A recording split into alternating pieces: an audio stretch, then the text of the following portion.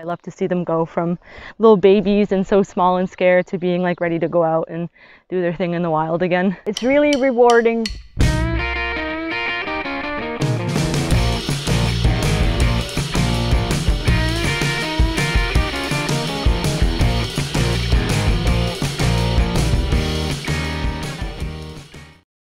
My name is Marisa, and I am a year-round employee here at RVWS, and I am also a supervisor. I'm Hannah, and I'm an intern here. I'm Kylie, and I'm a shift leader. My name is Eliza, and I am the wildlife volunteer coordinator. I'm Charlotte Jerome, and I'm an animal care volunteer. My name's Marilyn Kaye, and I'm a squirrel assistant, I guess you could say.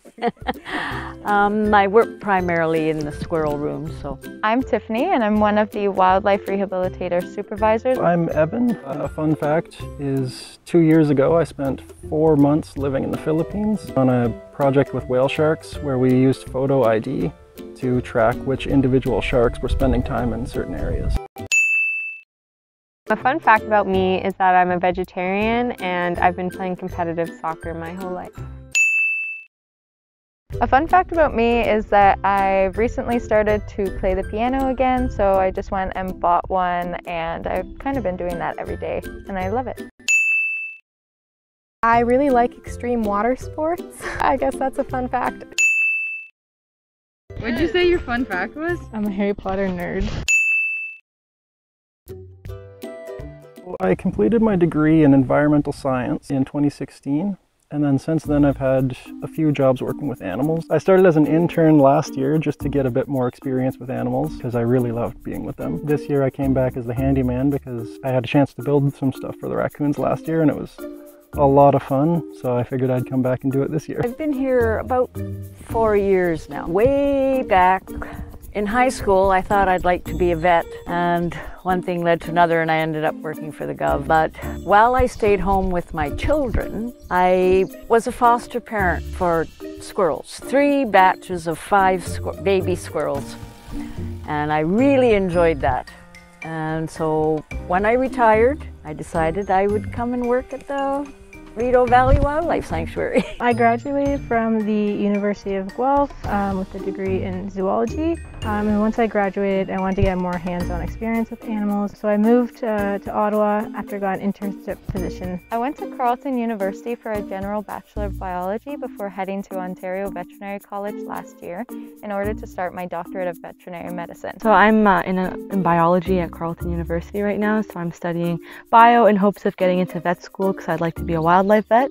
So obviously this is like the perfect place to get experience with wild animals, and it's kind of like the best and only place really where I can interact with them and kind of be in that environment. So we found out about you guys through the open house, and then we've been volunteering ever since. I'm also a big advocate for species biodiversity and conservation, so this seemed like a good fit for me. I'm doing a Bachelor of Marine Biology right now out in Halifax, and I just finished my 2nd year there. I came here because I wanted to work with animals and to kind of get my foot in the door. I really like the raccoons. I like giving them physiotherapy, and I really love the porcupines. I find it really interesting to learn about them just because I never really had any contact with them before. I don't think I've ever even seen a porcupine until I started working here. They're just really cute. My favorite animal to work with has to be the skunk. Skunks. I absolutely adore skunks. Groundhogs. Raccoons. I don't know that I could pick a favorite, but the weasels are right up there. I have a particular interest in the bats, so whenever I get the chance to feed them or do a bat release, that's like my favorite thing. They're so cool. They're quite stinky, but they all have really big personalities, and I think they're really goofy and cute. Because they're just so adorable and they're just kind of misunderstood, so it's really cool to get to see a nice side of them. Even though they're extremely messy, I love their personalities. They're really chaotic and have a lot of energy. Groundhogs have so much personality, whether they're little babies or full-grown adults. A challenge often faced while working here is not being able to save every animal. Even when we try our hardest, sometimes it's not enough. That part of the job really takes a lot out of you, especially when you work with an animal so hard and it doesn't make it. It can be difficult sometimes with the animals like that are really nervous or have trouble like with bottle feeding or something like that, because it's hard to like know exactly what they need. And then sometimes it's a struggle too to like educate people who don't volunteer here and who maybe don't have the knowledge we have about how wonderful the animals are and how they need our help. I think trying to get over fears of certain animals, or not even the animals themselves, but just kind of the diseases they carry or the aggressive animals that come in. Getting over those fears was a bit difficult at first. Unless you have your rabies shot, you can't work with all of the animals, so that's something people should be aware of. I have not had a rabies shot because I've been sufficiently busy just taking care of squirrels, and that leaves the interns to work with all of the other animals. Because of COVID this spring, I didn't actually get to work here. So I actually had the opportunity to foster a couple cages of squirrels.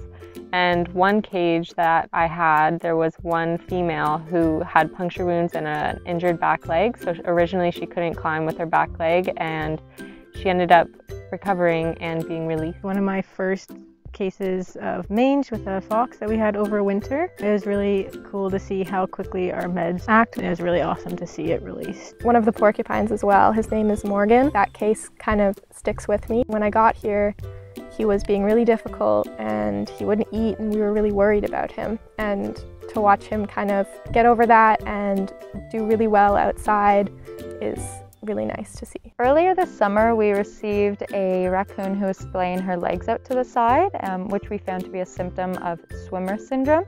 And so we were able to remedy that by giving her physio every single day, as well as using a resistance band so that she could build up muscle in her legs and then eventually walk like a normal raccoon. So that was pretty cool to see. So the first year I volunteered here in the fall, we got to like go along with the interns when they did a raccoon release. And that was my first time ever seeing a release, and we went like deep into this forest and just watching how excited the raccoons were when they got out of the cage, and just like immediately they were getting like adjusted to their surroundings, and it was just amazing to see like a season of hard work pay off. And that's like, I think about that all the time, and every time I get to do a release, it's as exciting as the first one.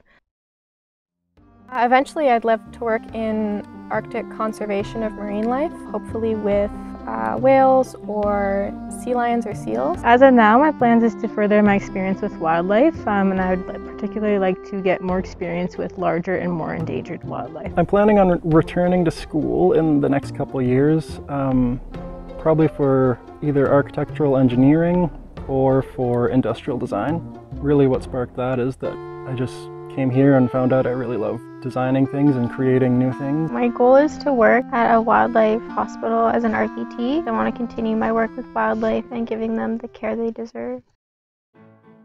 I find it good for my soul, even though it's very sad sometimes when you lose critters, especially ones that you've been with for quite a bit, but at least we tried, and that's really all that matters.